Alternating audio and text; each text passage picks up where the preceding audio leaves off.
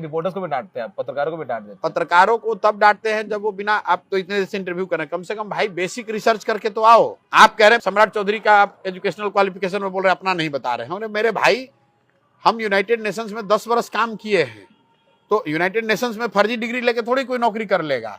और सम्राट चौधरी के एजुकेशनल क्वालिफिकेशन से अगर आप मेरी तुलना कर रहे हैं तो आप धन्य हैं प्रभु, आपकी पत्रकारिता का और आपकी विद्वता को नमस्कार करता हूं।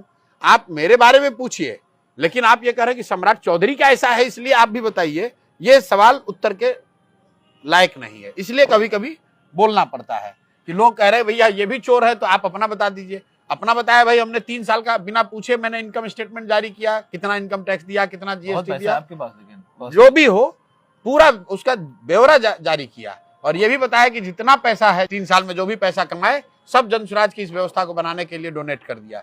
इसके बावजूद आप मेरी तुलना कर रहे हैं ऐसे लोगों से जो बिहार को गिद्ध की तरह नोच रहे हैं।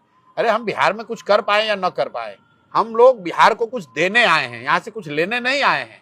अपना जीवन में जो कुछ भी है, शरीर, संसाधन, बुद्धि, सब कुछ दांव पर लगाया है बिहार को सुधारने के लिए, कुछ लेने नहीं आए हैं। और आप पत्रकार हो सकते हैं, लेकिन आप भी कम से कम व्यक्ति तो हैं, ह्यूमन बीइंग तो हैं। इतनी संवेदना तो रखो कि भाई कोई आदमी प्रयास कर रहा है, आपका ये आकलन हो सकता है कि हम सफल ना हो, हाँ। लेकिन इतनी संवेदना तो आपकी होनी चाहिए। और अगर नहीं है, हमारे प्रति ना हो, कम से कम बिहार के लोगों के प्रति तो होनी चाहिए कि देश का सबसे गरीब और पिछड़ा राज्य बिहार, वहां अगर कोई प्रयास कर रहा है, कम से कम उसका हौसला अफजाई नहीं कर रहे हो, मदद नहीं कर रहे हो, उसका टांग क्यों खींच रहे हो? इतनी सी बात है।